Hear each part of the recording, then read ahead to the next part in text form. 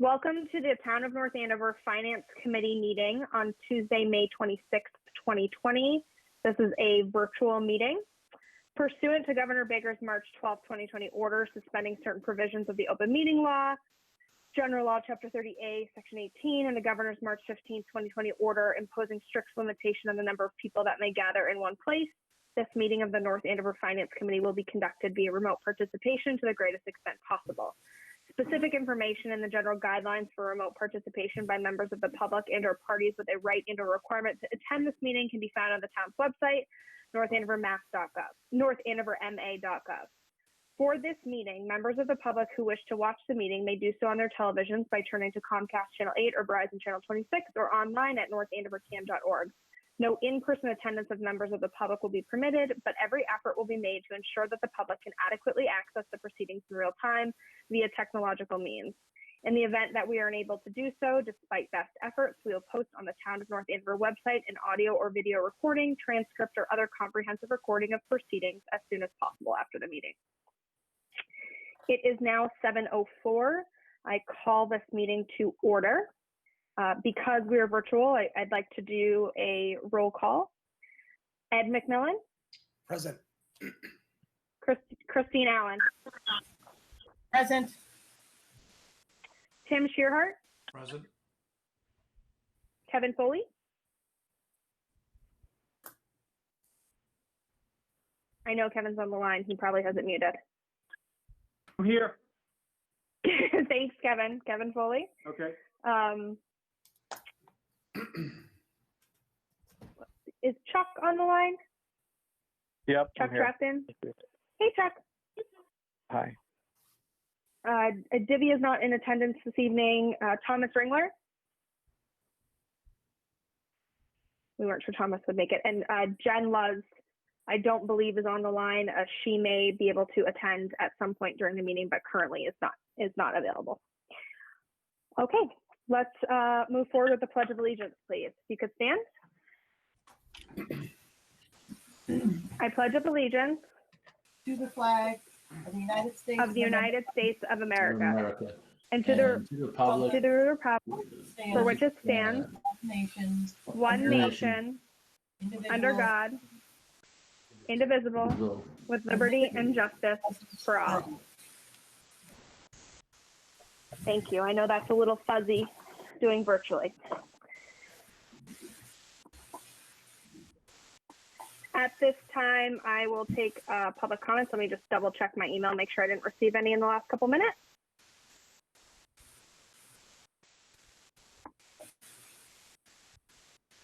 At this time, we do not have any public comments.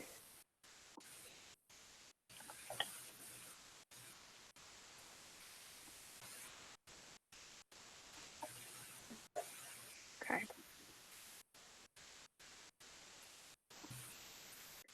All right, so let's move to our next agenda item. I'm happy to welcome Superintendent Gilligan and Assistant Superintendent Mealy, as well as the school committee chairman, David Turisi. Thank you all for being here. We really appreciate it. Excited to have you.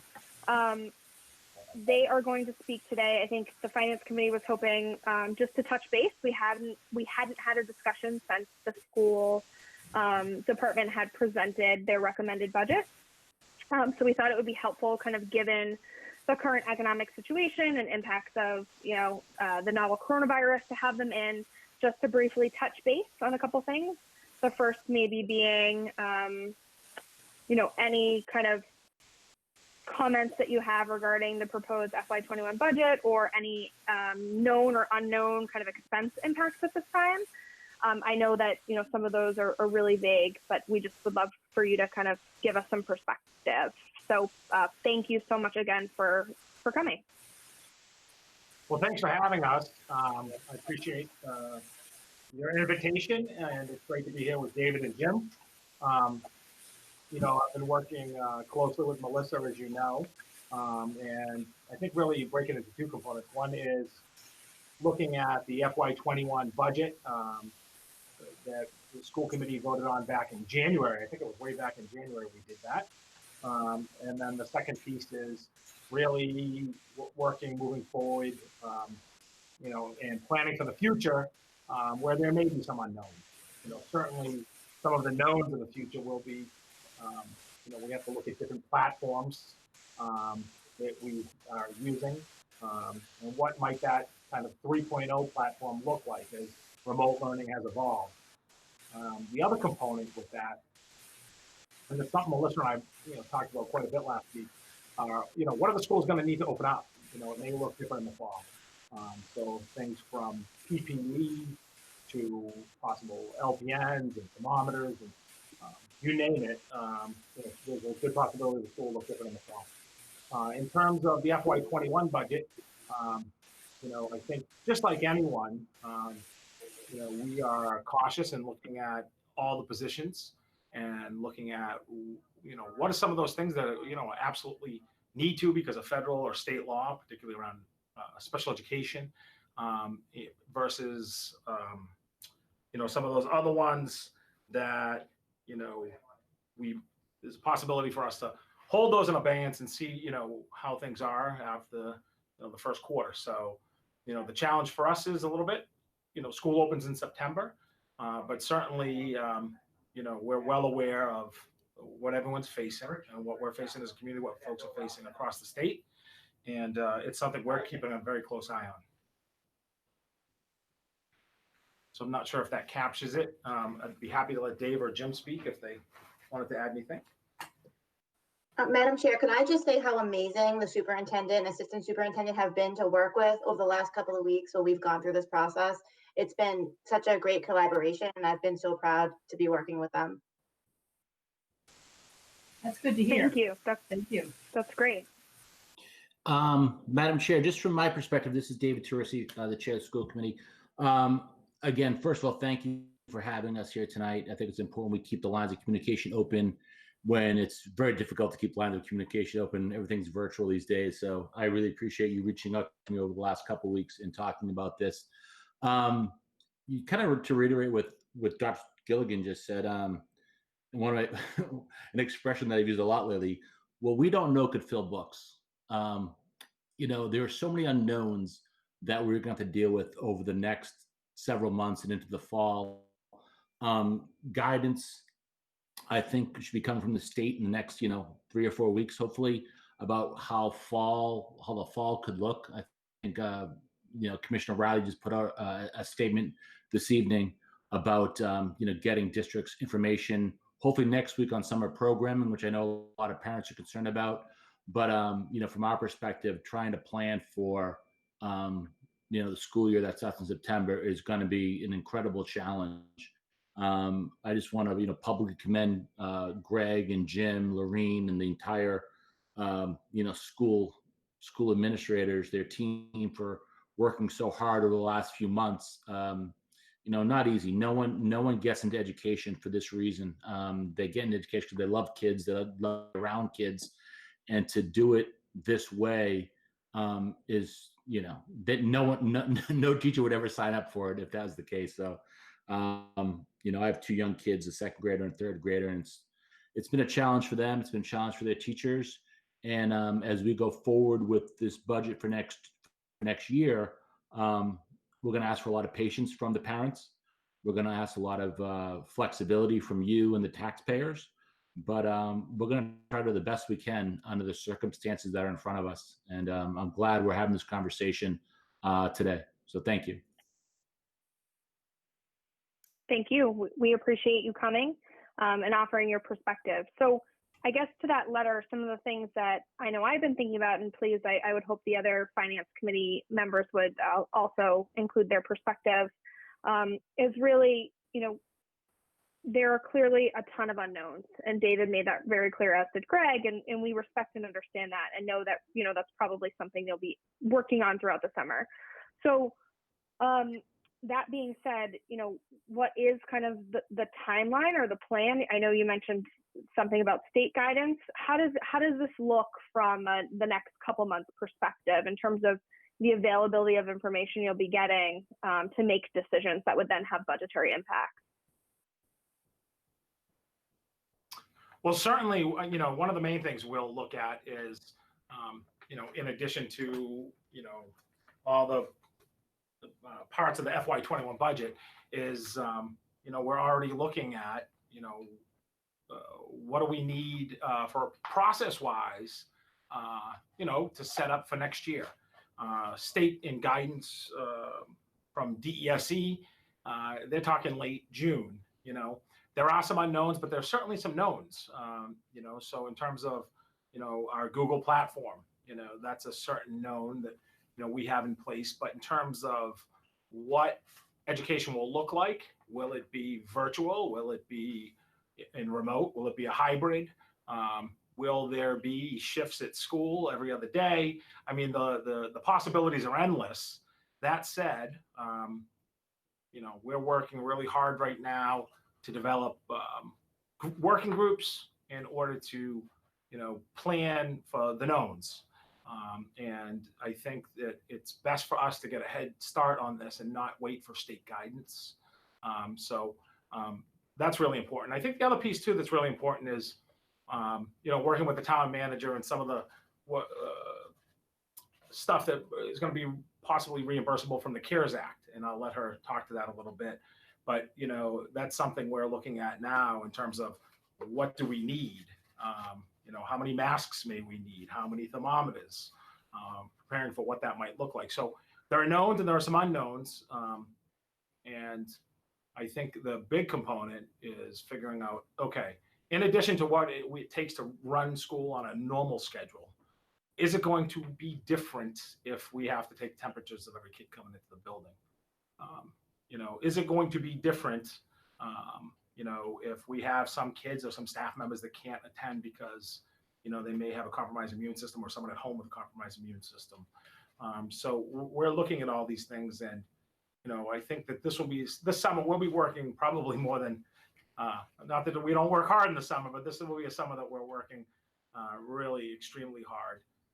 So, from that sense, we're looking to provide what's best for our kids educationally, with the understanding that, we have missed some time. There'll be some gaps from this year. We need to plan to make up for those, and also for the future and what is the new normal. So, Dr. Mealy? Okay. Yeah, I would say that one thing that we've proven over the years is that in working with the town and the schools, that we've been, the reason that we seem to be in a better position than other surrounding communities who are talking about a lot of cuts right now is because we've been very responsible. And that's a big reason that we're in the position we're in.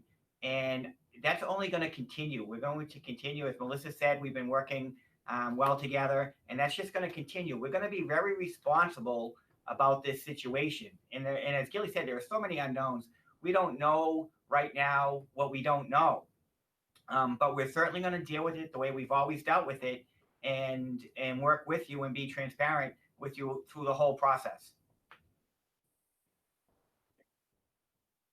Thank you. So I guess as that relates to the conversations, I know that, and just for everyone who's potentially listening, there have been discussions, my understanding, regarding an MOU between, I believe, the school committee and the Board of Selectmen, which would also include the town manager and finance director and superintendent and assistant superintendent. So forgive me, Melissa or David, you can correct me if that was the wrong parties, but generally that's how it works. And those conversations are ongoing regarding the FY21 budget and moving forward. So could you speak a little bit about all these unknowns and how those potentially are not or could be incorporated into that conversation? Hey, Sasha, Melissa. So we are working very closely, the schools and the town, on draft MOU language. We had a really great meeting and have really been collaborating on that, which I think is very positive. One of the great things I think about the unknowns and about COVID-related costs is really twofold. One, we now know, like I told you at your last meeting, that we are eligible for CARES Act funding.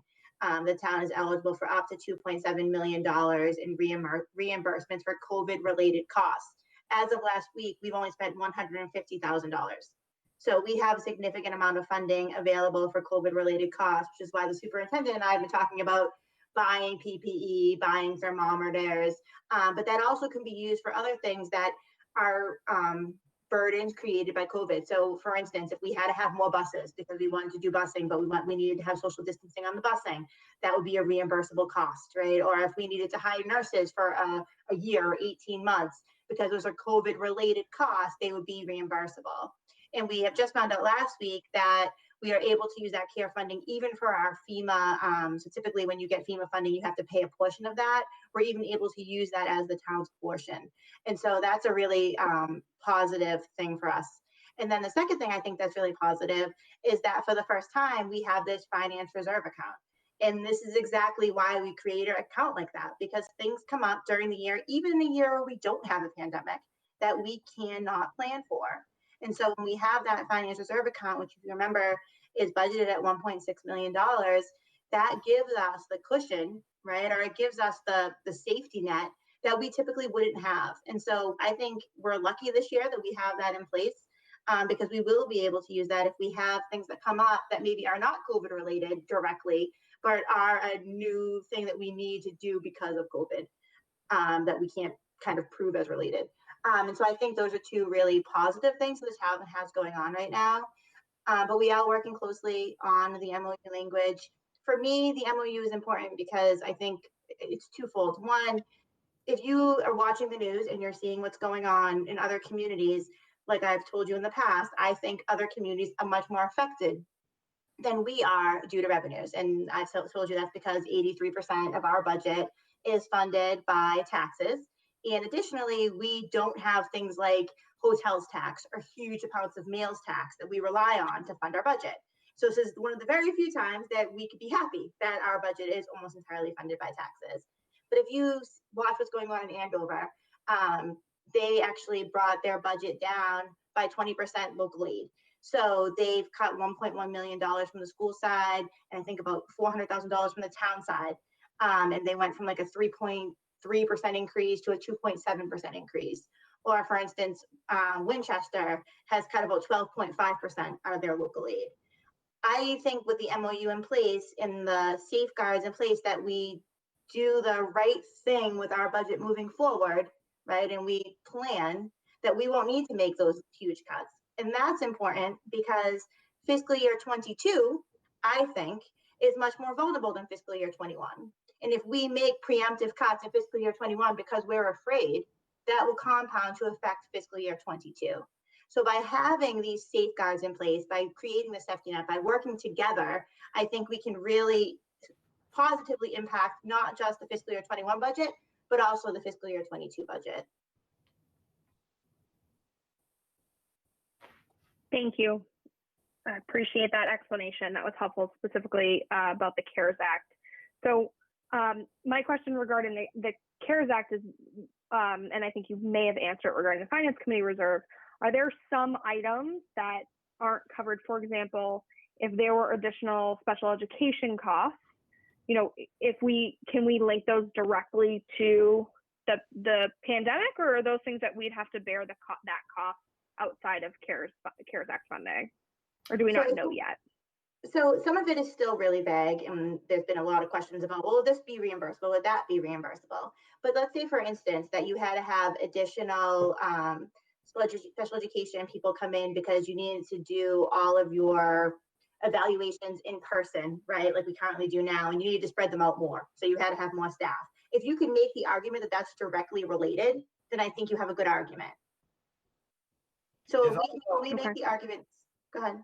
Yeah, I was going to say there's also a federal grant that they're calling the CARES Act as well, which is going to be confusing. But North Andover is going to get $300,000 in that grant, and our intent is to use that mostly for special education services. It might not cover them all, but as Melissa's saying, we would hope that they would certainly qualify for this other CARES Act money. Yeah, Sasha, so you raise a good point. I mean, as a result of our shutdown now, there's a possibility in North Andover, like many communities, that students might need compensatory services, which is an added cost that's typically not there in special education. as well as, although there has been very little relief from the federal government, let's face it, all districts in the first 3-4 weeks, in terms of meetings, and all that type of thing, and the testing taking place that needs to take place or would have taken place, are all things that, may have to come into the regular school year. So, back to your original question, it's, what do we have now and what do we use to run a traditional school? And what does it look like in terms of, remote learning? And, because really there's a couple different, scenarios moving forward on that second piece is business as usual. Where we have remote learning that may look different than remote learning we had this year. We have modified on campus, meaning reduced numbers or social distancing, or there might be a hybrid blended model. Those are the things that we're thinking about. And then in terms of the FY21 budget, going back to what do we have now, out of that, what is absolutely necessary, to provide services next year that, wouldn't be considered, a new initiative like tackling class size, but we need this special educator to do more testing. And I think there's going to be some crossover, particularly around that, what's reimbursable. So, I do think it is vague. And I do think that, the one caution, and, Jim lived this, is, sometimes you get used to running a new normal and we may need an LPN or a few LPNs for a year or 18 months. But eventually that goes away, that money goes away. So we want to be careful with that. And we also want to be good stewards with the money that we have moving forward and, look at that very, very closely because it's, we're looking not at just FY21, but beyond. So. Can I ask Chair? a question, Sasha? Yeah, David, sorry, if David, No, that's oh, directly wait. related. Go ahead. No, I was just going to add, my feeling is, obviously we're, just a few weeks away from town meeting, and we've had a great tradition over the last 8, 9, 10 years about having a consensus budget. And it's important that I think, my board, the selectmen, the FinCom are on the same page to give a favorable recommendation on the budget. It gives the taxpayers confidence that the numbers are sound. It gives them confidence that we're all working together. And it's something that I think has been a big differentiator from our town to others. So I think we all have that goal going forward. As it relates to the MOU, just, so the school committee just received this on Thursday.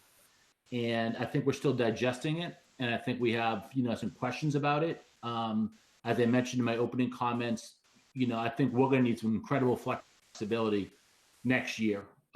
We don't know what's in front of us. And I think everyone can agree upon that. The state obviously feels that way. And I would hope I know I've talked to a couple of selectmen that feel the same, and that we need flexibility here. So in my opinion, an MOU is a policy statement. And it's something that the school committee with the selectmen, with the town manager, with the school superintendent should come to some resolution on. I'm still, digesting it, so I'm not going to, 100% commit to it right this minute. And honestly, my members haven't had time to digest it. I can't speak for the selectmen, but I would like to hopefully have further conversations about the language of the MOU with the Board of Selectmen. Again, I think my goal here is to give the FinCom some comfort level that the boards are working together. And if there are shortfalls, we'll be able to resolve them without much conflict. But, again, I have incredible concerns about what we're going to face next year. And I obviously want every single dollar to go to educational purposes, but there's a good possibility we could need to hire like 12 custodians next year. We don't know what the mandates are going to be from the state as far as sanitizing and cleaning buildings, and whether we're going to have split class schedules. So I just want to just keep that in front of everybody, that we are dealing with this incredible amount of unknowns, and we may have to bear some incredible costs that we're not budgeted for right now. So I appreciate the superintendent and town manager working together on it. I think it's important that the selectmen and the school committee come together to talk about this further. So, and I'm sorry, Chris, I cut you off, but I Not a just wanted to problem. get that out there. No, that's just No, fine. And to that, thank you, David. And go ahead, Chris. Oh, I just wanted, when Dr. Gilligan and Dr. Mealy were talking about, the staffing issues about LPNs, I mean, that seems so very realistic. And again, what Mr. Tracy's talking about with, custodial service, you just don't know. But to that end, I mean, a large part of your budget obviously was staffing. And, you were hoping to hire a lot of full-time personnel, which we all were hoping that would happen. How will that look when you perhaps are anticipating all these other hires? And I'll go back a little bit. When you talk about being able to maybe hire someone for 12 months or 18 months, is that something that you think you might be able to do with other members of a new staff? Or let's put it this way: what are your thoughts about that? How are you feeling about bringing on full-time people? And are you holding off? I'm going to piggyback off Chris's question. Are you, at this point, holding off until hires for now, unless they present an absolute need or a cost saving? Yeah, so to answer both is one, back to what town manager Melissa Rodriguez said, is that CARES Act money about what's reimbursable. So if we have costs that are going to be associated with a new normal or with something that's modified or a hybrid, then certainly I think that's an avenue we'd like to pursue, in the short term. And then in the second term, in terms of what we have for staff now and what's on that list, typically we've posted and almost probably we've hired by now. Yeah, I know. So at this point, we're certainly looking at holding off on some of those positions, and we're planning with what we have now. I think it's really important for us to examine all of these and see, what is mandated by law and what we need in terms of, more specifically, the special education, EL on there. But I think we want to be really thoughtful and very careful about what we do with the FY21 budget. Yeah. No, I totally appreciate that. And, I remember very well how difficult it was not having the finances to hire someone during the summer when you wanted to, and then suddenly having a budget appear in September, and the struggle to bring new employees into the school system. So I appreciate the difficulty that you find yourself in. Do you think that, but however, with this odd situation that we find ourselves in, do you think that it's possible that you would be able to hold off until September or October to make those hires? Is that out of the question for any of those positions? I mean, because my point is, I want to give you the budget personally. I want to give you the budget that we agreed upon. It does make me a little nervous to spend it on positions that might put the rest of the staff in jeopardy, just because who knows what's going to happen with the world. I mean, you've spoken about it at length and how unpredictable things are. So what's your brainstorming about how you might mitigate that and push some of those expenses down the road a little bit? Well, So I can go ahead, Jim. So you have two categories of employees, or three categories really. You have those who are new positions in the budget. You have existing positions and people leaving those positions, whether it's resignations or retirement. And then you have those positions that we might need to bring on temporarily, depending on the situation. So what we're doing is we're holding off, and to directly answer your question, Chris, every school district's doing the same thing. Yeah. So the pool of employees will be there when we know what's going on. So the budgeted positions, we're holding off as long as we can, and through the year if we can. Yeah. We're even taking a wait and see attitude on those positions with people leaving. We're not filling those right away. We're waiting to see if we're going to need to do so, or if we can get by without those, depending on what the model is. Right. And then the last category, those are strictly temporary positions. And, unemployment being what it is and what it's going to be, there should be no problem getting people to fill those positions on a temporary basis. If it's additional custodial or addition, whatever it might be, that would be funded through the CARES Act money. So that's where we're going with positions right now. Yeah, actually, I mean, I should have think of that. I hadn't thought about the unemployment issue, but I was going to follow that. It's reassuring to hear you talk this way, but obviously not very reassuring at all for all these people who are out of work. But that sounds like that sounds like a plan. I mean, and I'm happy to hear that. And I'm sure you have gone through every position to say, all right, what do we have to have now? What can we put off for later? And hopefully, hopefully that won't happen. But exactly, who knows? Who knows? Thank you. Appreciate it. If I could just jump in real quickly, Sasha, Madam Chair, I just want to, make sure we're being clear that, though, I mean, when we say holding off on new initiatives, reducing class size is not a new initiative. We may need new hires to do that, but in and of itself, reducing class size is not a new initiative. So no. I think we're going to look at that very closely, and we're going to be responsible about it. And listen, at the end of the day, this, Chris, because you sat in my chair at one point. These are decisions that Dr. Gilligan's going to make. The school committee obviously has stressed reducing class size over and over again, but he's going to do what's best that gives him flexibility, but that's also sustainable. So I want to make sure that we're not saying we're not going to hire absolutely no one for reducing class size. I want to make sure that people understand that that's always a possibility.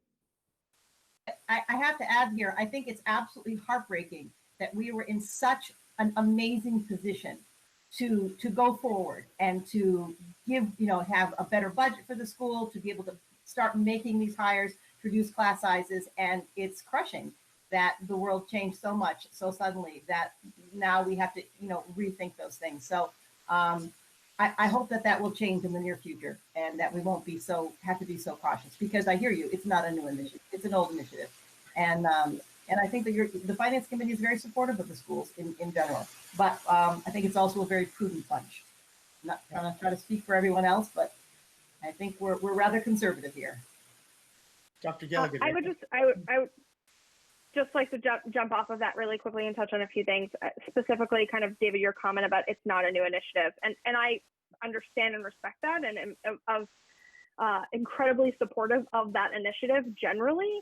But I really hope and understand that ultimately that will be a decision that is made, but that is not taken lightly, those decisions. And I don't think, based on our hearing from Greg and Jim, that that's the case.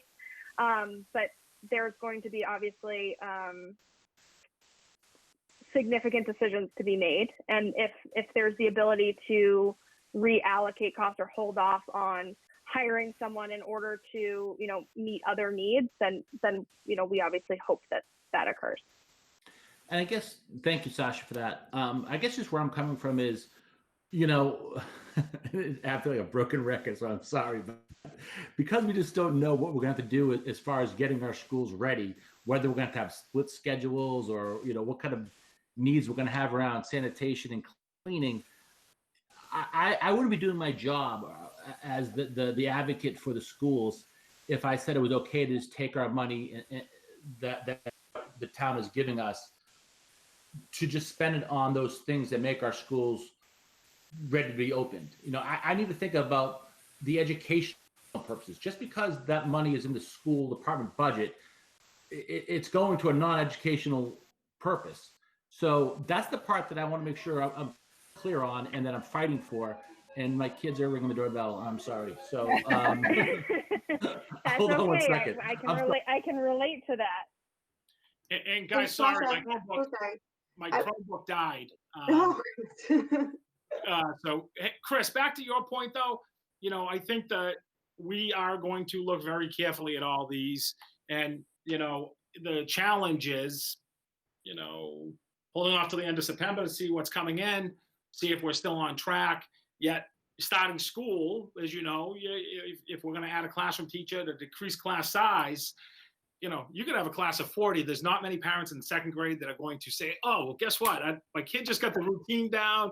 Now I'm going to jump over to this next person. So I think that what we've done is we've done a good job of projecting where the numbers are moving up next year. And it's something that we're studying very closely, along with kindergarten registration plays a key role.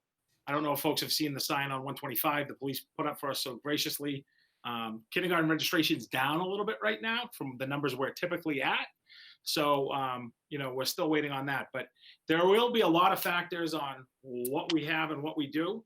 We are doing everything in our power this spring to, sock away as much as we can to prepay special education because we're concerned about those costs. Secondly, the different scenarios because of COVID. I don't want anyone who's tuned in for a second to say Dave Teresi said, they're going to have a split schedule because that's how rumors get started, or that the superintendent said that.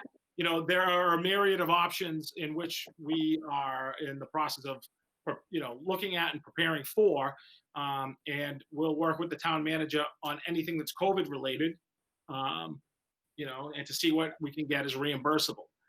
So, we have to attack this from a couple different fronts. One is being thoughtful and trying to save as much now. Two is carefully looking at all those positions. So like, what do we desperately need, or there's a real hot spot? Yeah. And typically that's around special education or EL.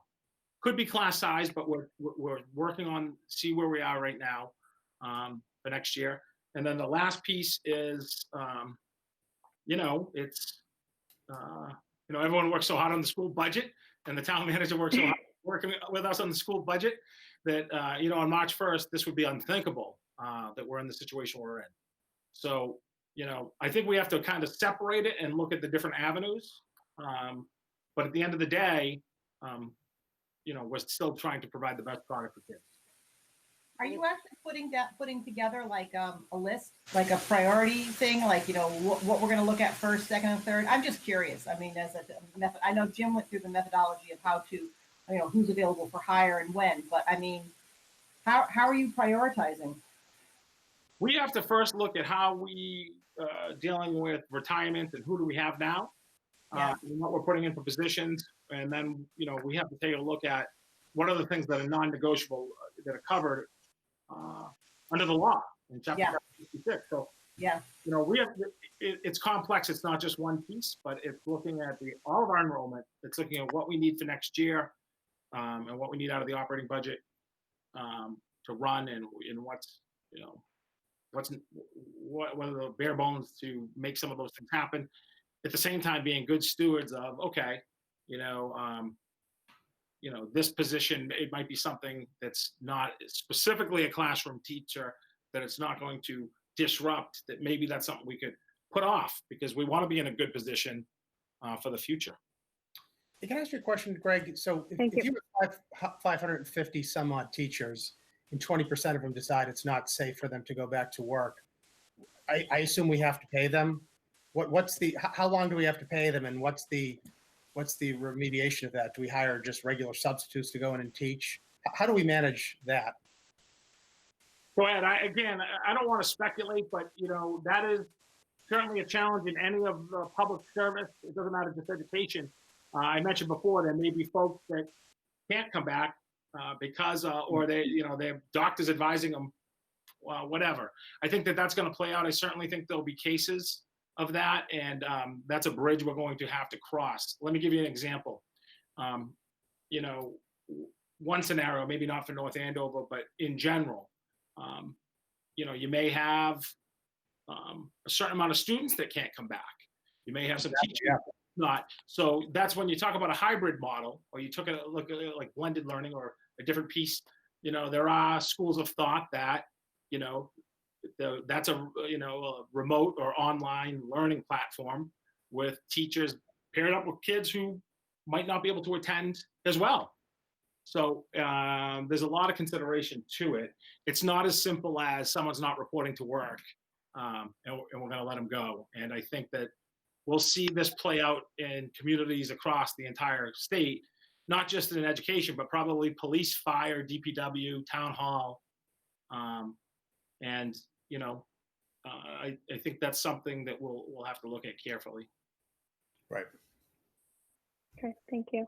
I Sasha, did want to Sasha. circle back on, sorry, Melissa, I That's was okay. just going to circle back on David's comment, but if you go ahead, if you want Well, to. I'm just gonna, just for a point of edification, because I don't know if all the finance committee members know this, but it's kind of a unique thing about municipalities, and it kind of comes up when we're talking about potential cuts.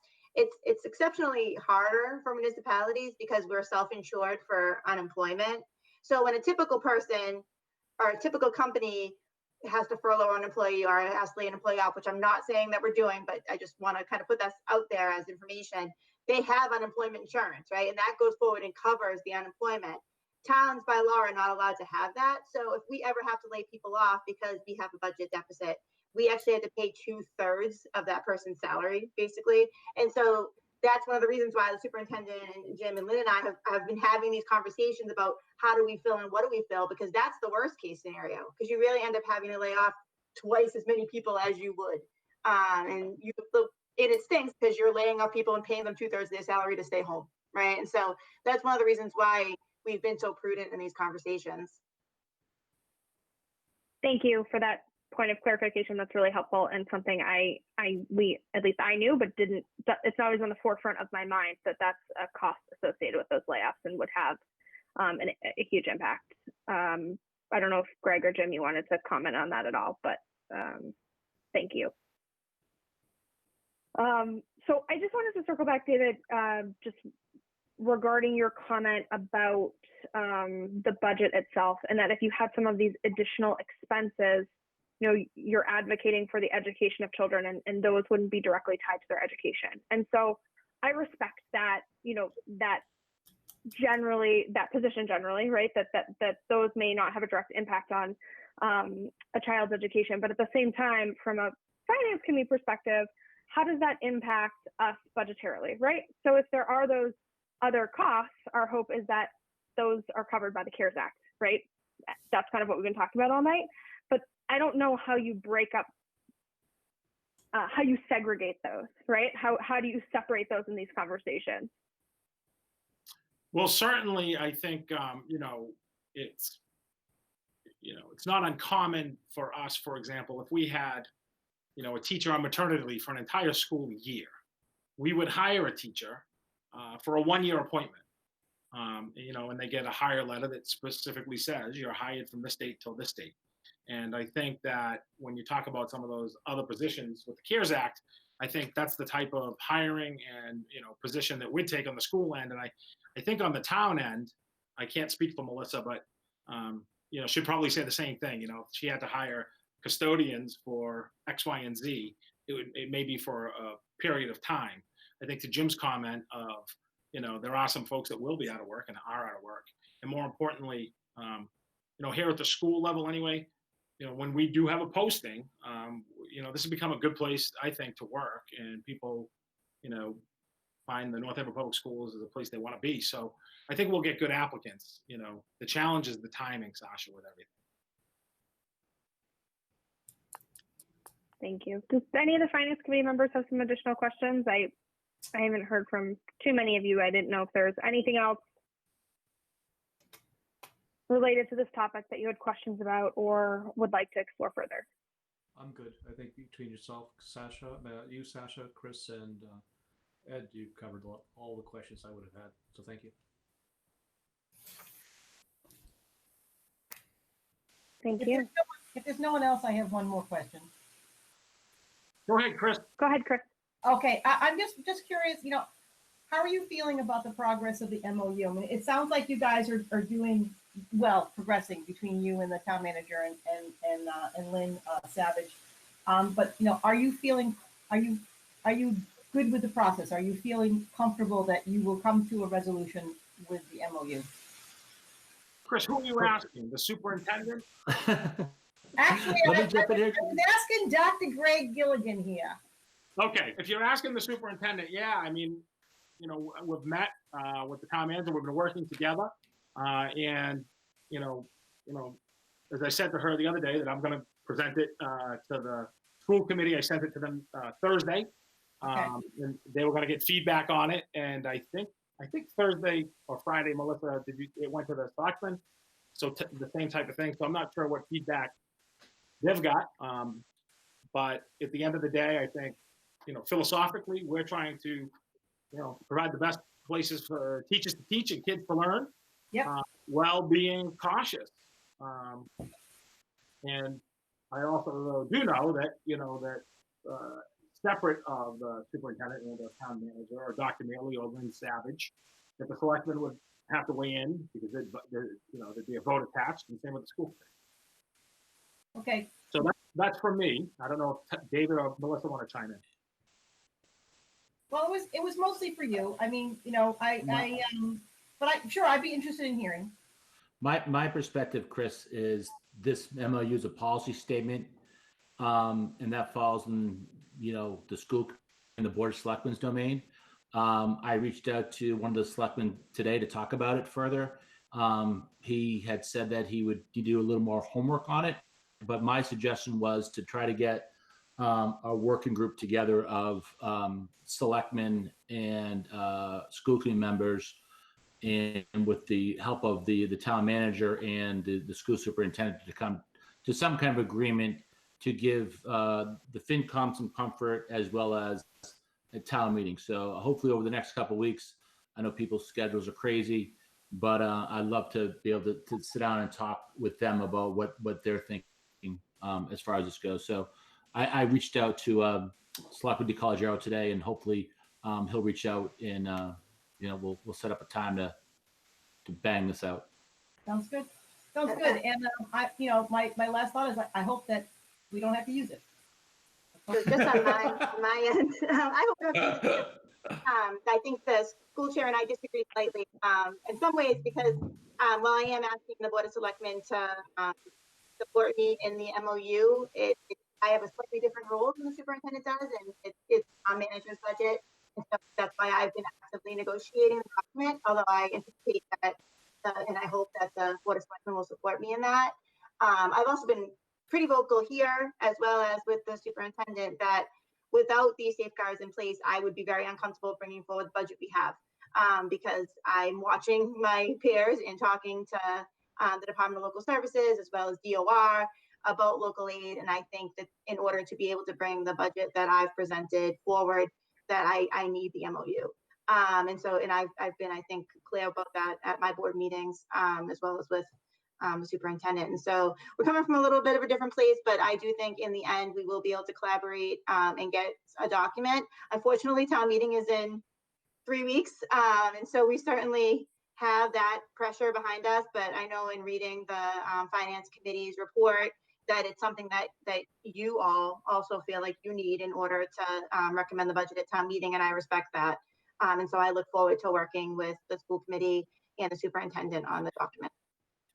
No, thank you very much for the answer. And I think I'll speak for myself. I think having an MOU between all of you is essential. It really is. We want all of North Andover to feel comfortable about the budget this year. So I appreciate very much the work that you all are doing. I know how difficult it is, like everything else. Thank you, Chris. And Chris said she spoke for herself, but I think I can pretty comfortably speak for the Finance Committee, and that we would like to see an MOU in order to help us make recommendations on the budgetary items at town meeting that we have not yet taken action on. We understand that it's an evolving document at this point, or still under discussion, and we appreciate the work that's gone into it immensely. And we hope that it addresses the concerns I think that the Finance Committee has brought up over the last 3 or so meetings, because I think we've been pretty vocal in some of those concerns, and hope that that document's produced and we can all move forward. Like David said, I think one of the things that set us apart from our peer communities is that we work really hard in advance of town meeting to have a consensus budget, and our goal is to get there. Again.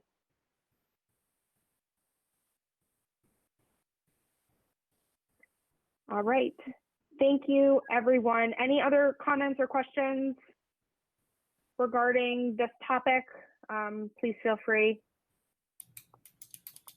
Nope. All right, if there's nothing else, we are going to move forward to the next topic on the agenda.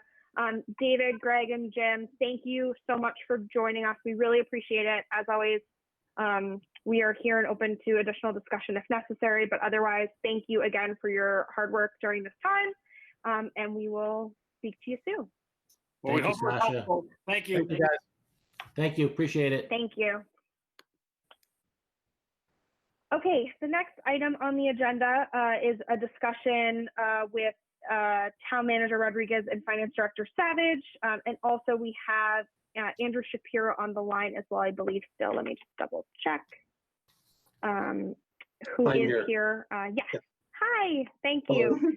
And my apologies for not including that on the agenda, but he is with us to discuss the TIF agreement, the tax increment finance agreement with Amazon, and all the other kind of items that relate to that. So we will turn it over to you guys in 1 second. I just also wanted to acknowledge that as of, I believe, 7:15, Jennifer Luz was part of the call, and she is here. So we want to thank her for joining us and just make that part of the record because we don't have video.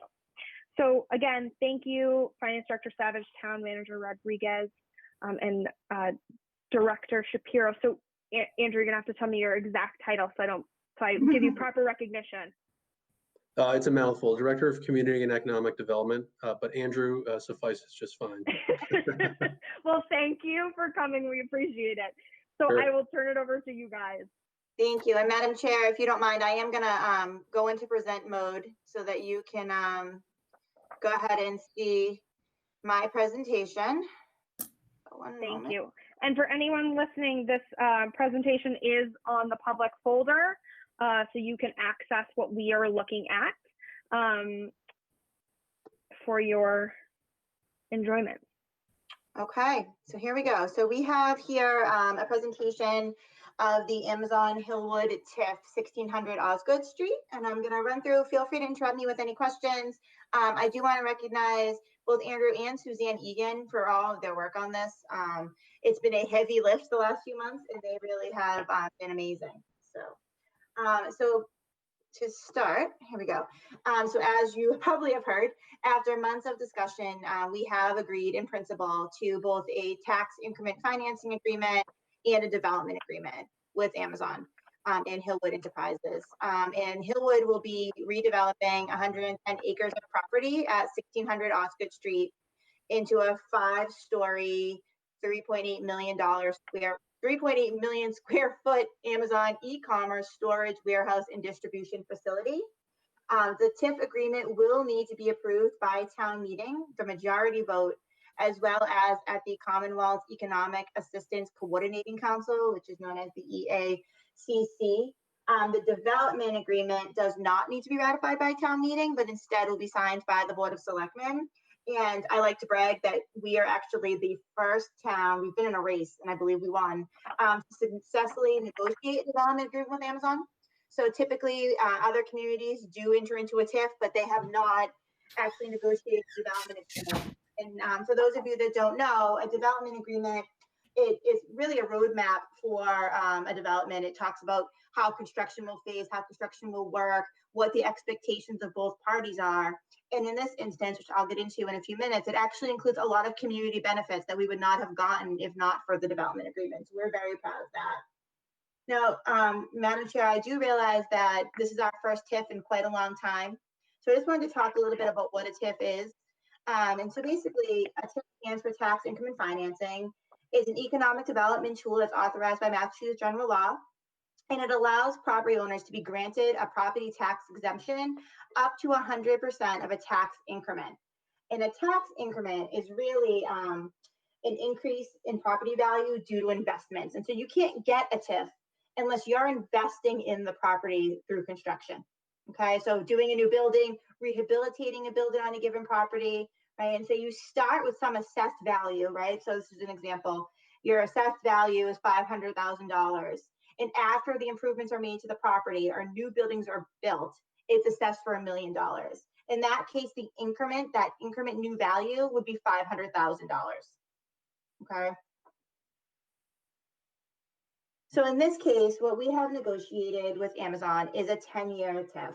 So the exemption schedule would be 80% in fiscal years 1 and 2, 70% in fiscal years 3 and 4, 60% in fiscal years 5 and 6, 50% in fiscal years 7 and 8, 40% in fiscal years 9 and 10.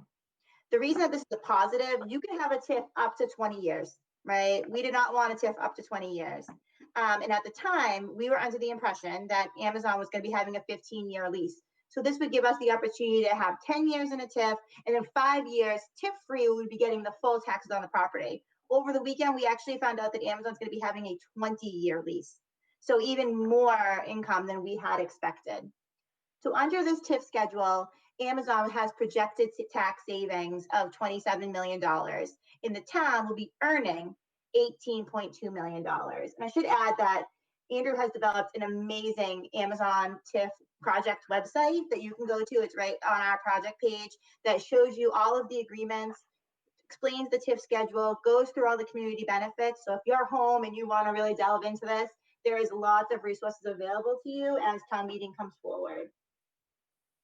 So the TIF terms also include that no personal property will be included. And so the other two TIFs that Amazon has in Massachusetts, they not only had an exemption for their real estate taxes, they also had it on their personal property. In this case, we negotiated no personal property. And that's very significant because Amazon will be paying personal property tax on all of their robotics, in all of their furniture and other items that they have within that building. And so there will be a lot of new tax revenue coming from that.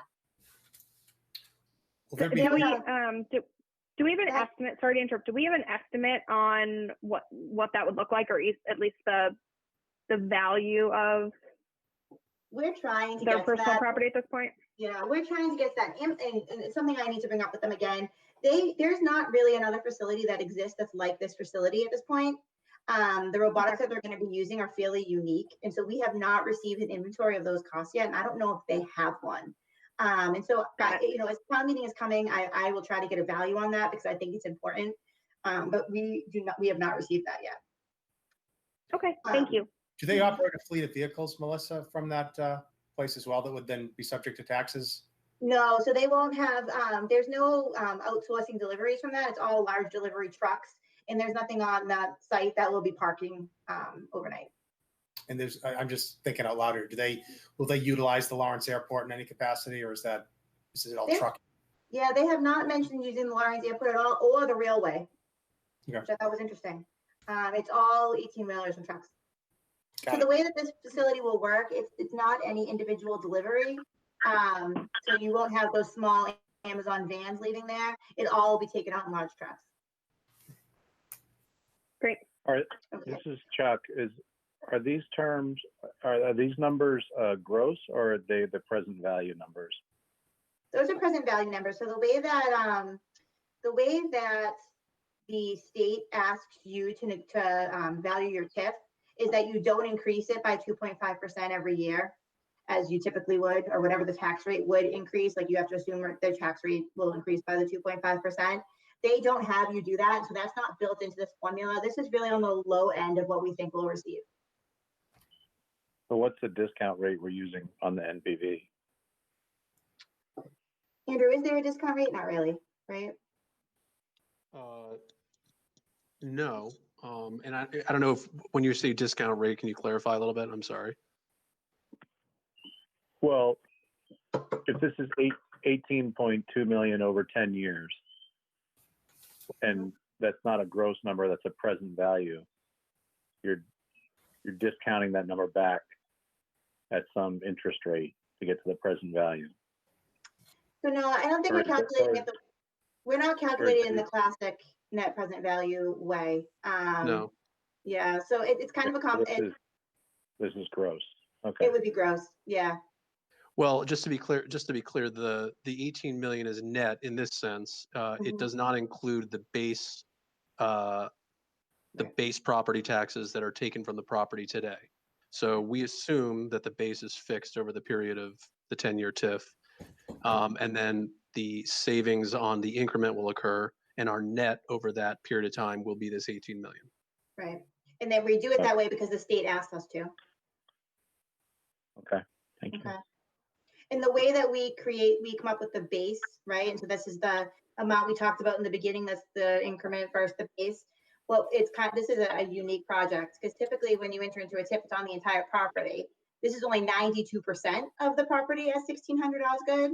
And because the buildings are being demolished, you do not include the building value. So it's basically 92% of the land value is the base. Okay. So the TIF also requires Amazon to create at least 1,500 full-time jobs at the facility, and that does not include temporary construction jobs. That's 1,500 full-time jobs once the facility opens. And a lot of people have asked me questions about this because this has been in the news in other areas. And what happens is if they fall under that 1,500 number, and they do have to have yearly annual certifications from the state, we could petition to have the TIF decertified. Typically what happens first is that they have a chance to cure, right? So if there was 1,430 jobs, they would be given an opportunity to hire 70 more people. But it is a guarantee that they will have the 1,500 full-time jobs. Additionally, we've agreed that we'll hire a third-party assessor at the cost of Hillwood to reassess the value of the property every 3 years. We don't want to get into a situation where we're bickering about what the value of the property is, right? So we'll have this, and the reason we picked every 3 years is because we have a 3-year cycle now for evaluations from the state. So that's why we picked that, and we think that will solve a lot of issues moving forward. And so what the project entails, for those people who do not know, so the planning board approved an application on May 19th for site plan review, parking, building height, and the floor area ratio for the proposed project.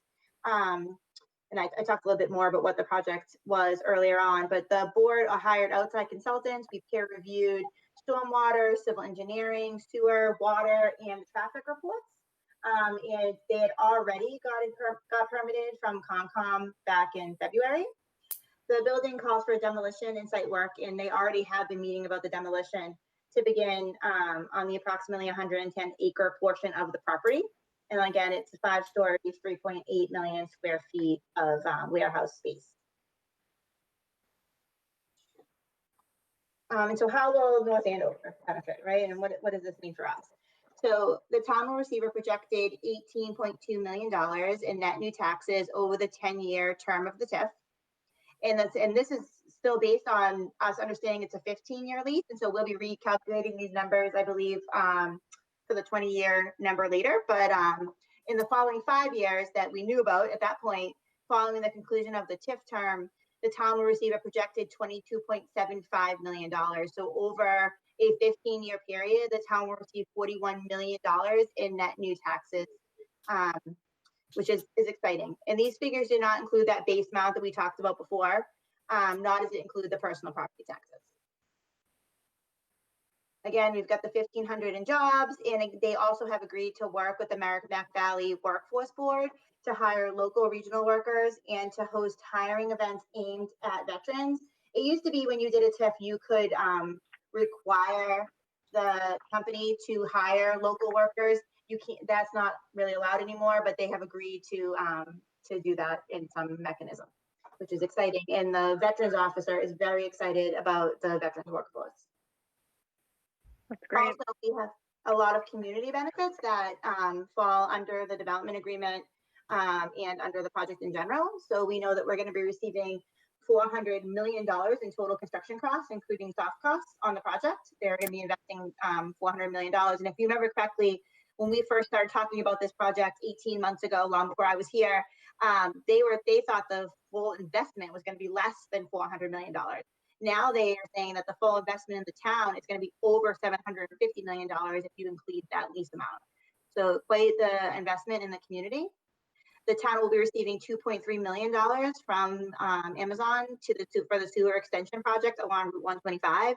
If you remember correctly, at the last town meeting, the town appropriated 1/3 of that project, and we also received MassWorks grant for the second 1/3. So we have already started moving forward on the design for that project.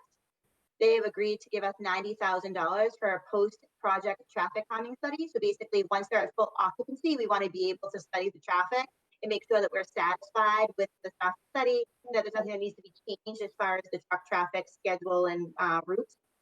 They've agreed to give the town $3 million in funding for STEM and STEAM programming for the North Andover Public Schools. They'll pay $300,000 a year annually over the life of the TIF. They've agreed to pay $100,000 for technology upgrades to the Stevens Memorial Library, Erin Youth and Rec Services. They've agreed to pay $700,000 to establish a tree planting program in town. That's $175,000 a year for 4 years. They agreed to pay $100,000 for the procurement of furniture and technology for the senior center, $100,000 for the procurement of traffic mitigation equipment, and $263,000 for the fire department to procure some necessary equipment. They have a lot of equipment, that certain hoses, et cetera, that they need in order to fight fires in this building, because it's a slightly different fire service than they typically would have. And they did have to go, or do have to go, for a waiver from the state. There's also the benefit of the fact that the extension of the sewer along Route 125 will increase the value of the parcels of that land and allow for better development, which is exciting. And we also want to recognize that the arrival of Amazon itself, people call it the Amazon factor, or sometimes you see it if you get a Whole Foods in town. The Whole Foods factor attracts other companies to the area. And then we just wanted to put it into a little bit of perspective. So we know that Amazon has come to Massachusetts, and that they're both in Fall River and in Freetown, and they've made much less significant contributions in construction there. So in Fall River, they invested $54 million in construction, and they received a TIF for $7.8 million over 15 years. And in Freetown, and it included both the personal property taxes and the real estate taxes. And in Freetown, they have a 15-year TIF, and it's valued at $3.8 million.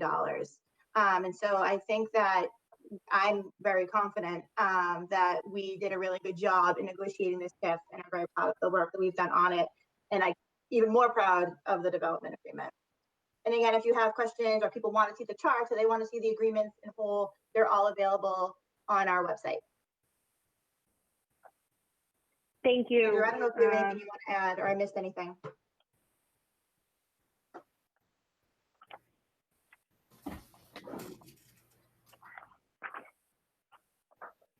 Andrew, I did at all? No.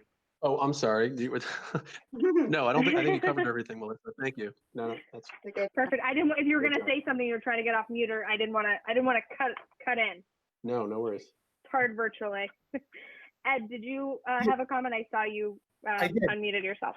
Yeah, I did. I remember either it was at the Amazon meeting, or it was the maybe it was the marijuana meeting, but there was a significant number of permits that had to be sought in the first, couple of years of construction. Do you recall?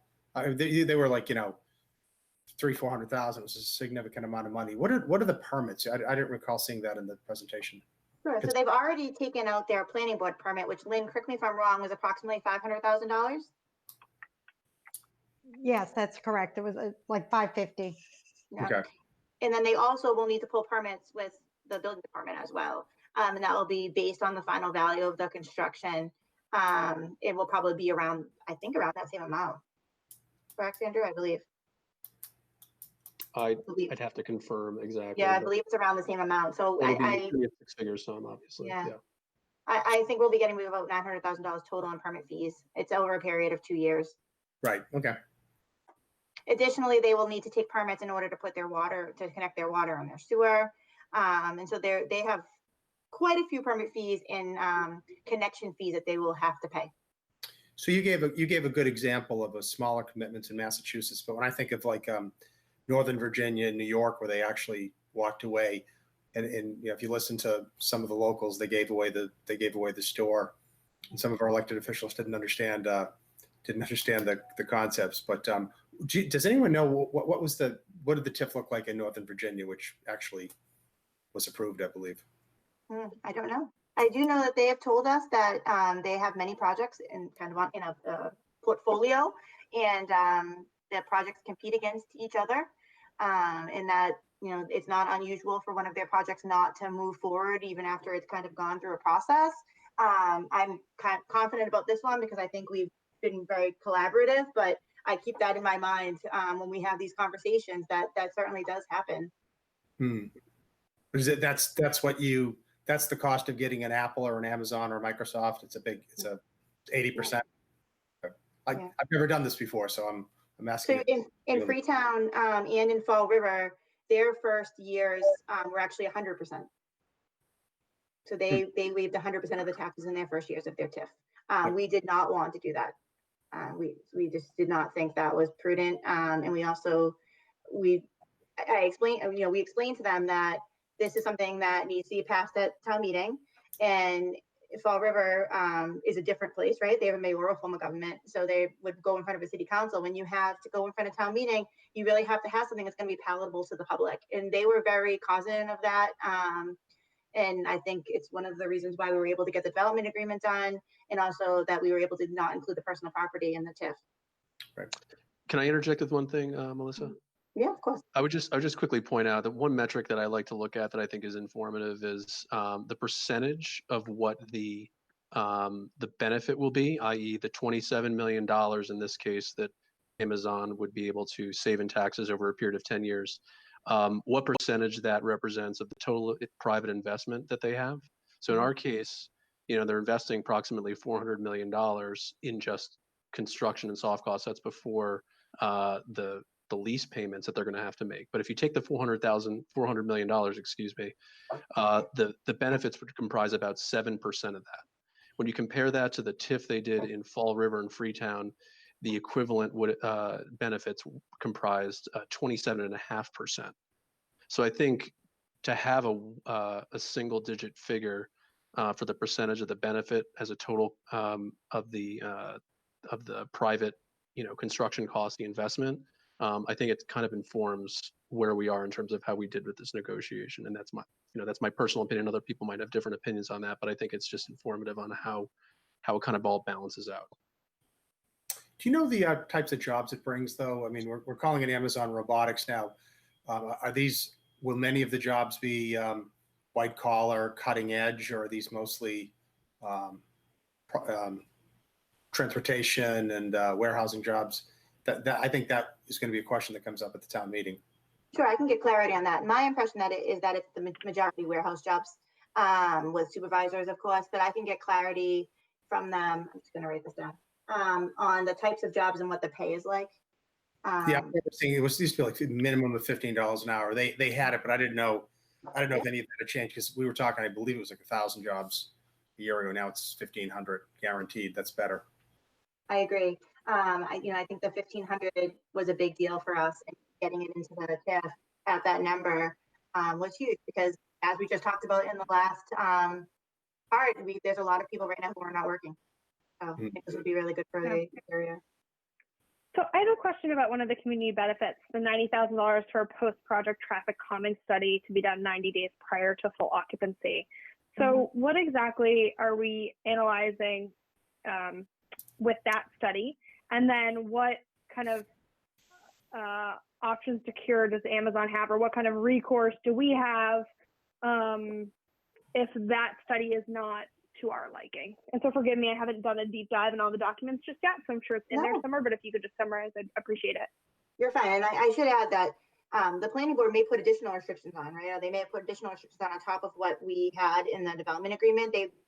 When we negotiated the development agreement, the planning board had not yet done their site, had not yet issued their review. And so, one of the things that we had to keep reiterating to Amazon is we cannot bind the planning boards. They may be even more restrictive than we are. What we were thinking here was, one of the portions of the development agreement states that the traffic planning, so basically the truck routes, the ways they will go, the times, will all be something that's agreed upon with the town, right? And we didn't want to put in exactly what would happen or how it would work in the development agreement, because we wanted to be able to change that as we move forward. So if the police chief is saying, we were routing trucks down Osgoode Street to 495, but that's not really working, we should actually be using Sutton Street. But I need him to be able to make those determinations. And so what we would do is we would study the traffic. We would see, were the review and the peer review correct?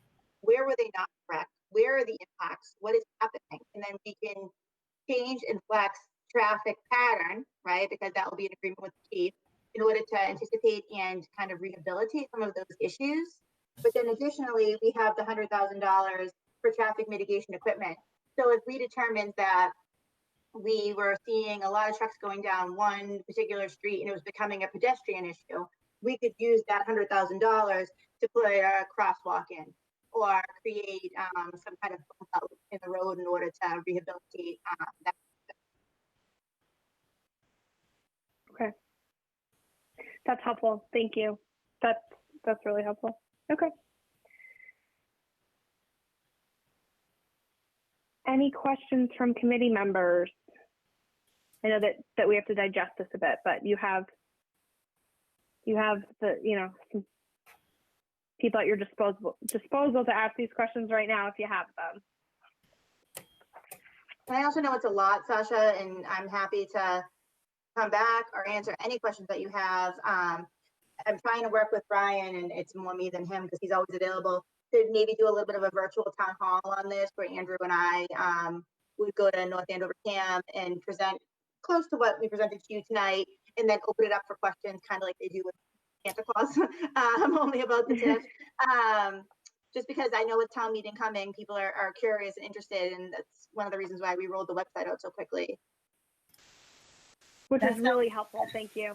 That sounds amazing to do that, because in consideration that we're trying to keep town meeting to as short of a discussion as possible. I think the more information that you can put out in front of the public with the ability to ask questions is really, really, really important. I agree. So, glad to hear that.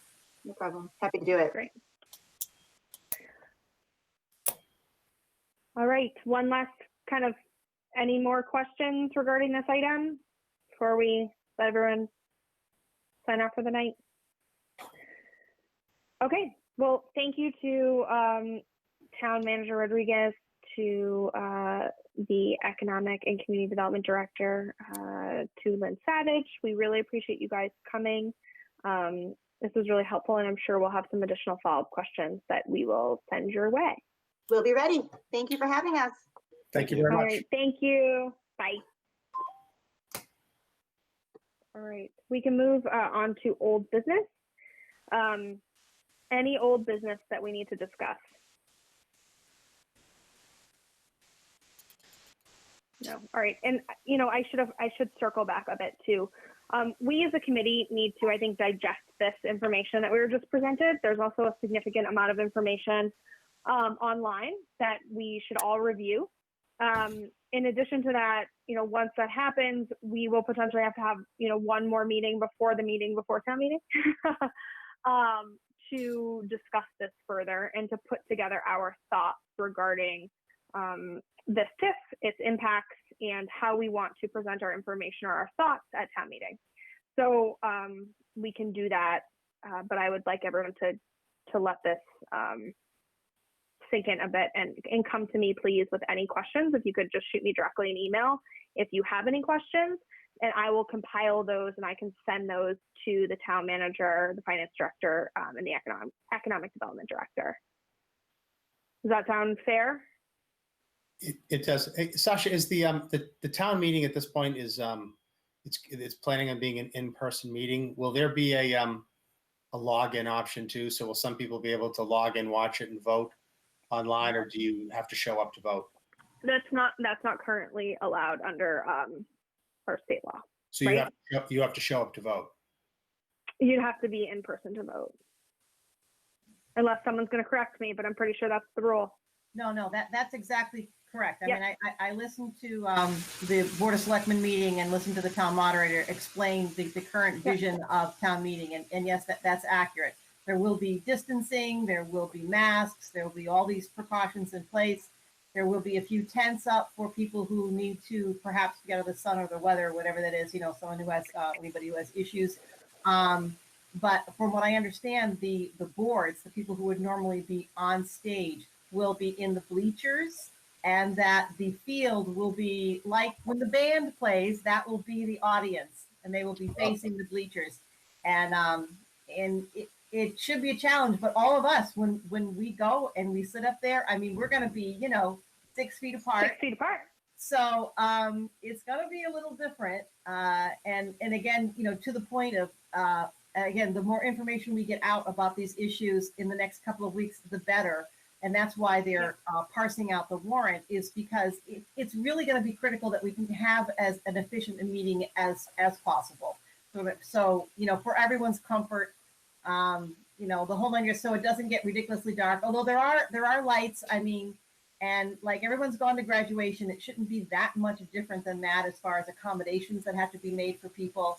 They've done those kinds of large crowds before with presentations and microphones and sound systems and the whole 9 yards. So, Mark's really thought pretty hard about how to make this accessible to everyone. So, yeah, and I would just like to add that, as of right now, town meeting is scheduled as planned, right? But also it's up to the moderator's sole discretion whether or not a town meeting is held, in whether it can be safely held. So right now the plan is town meeting, but obviously we should just understand that anything at this point in this current environment can change. Indeed. Right. All right. So thank you, everyone. Let's move on to approving the minutes from May 18th, 2020. If everyone could just take a quick look, they are in our public drive. And as soon as everyone feels comfortable and is able to take a look, if you could make a motion, I would appreciate it.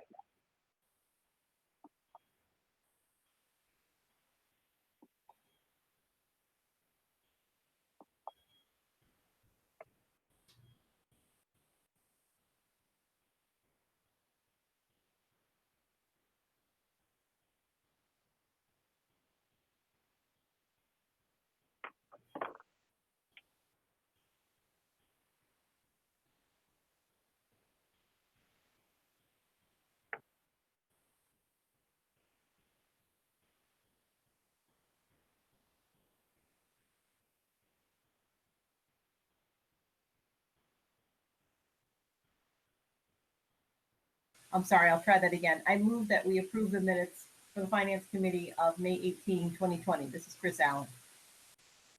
I'll second that. Do I have a second? Ed will second that. Second by Ed McMillan. All those in favor? Aye. Aye. Aye. Any opposition? Hearing none, we approve the meeting minutes from May 18th, 2020. All right, anything else? Any questions, comments before we adjourn the meeting? All right, well, I appreciate everyone's time. Do I have a motion to adjourn the meeting? I'll make a motion to adjourn the meeting. Second. Thank you, Ed. Chris Allen has seconded the motion. All those in favor? Aye. Aye. Aye. All those opposed? Hearing none, the meeting is now adjourned.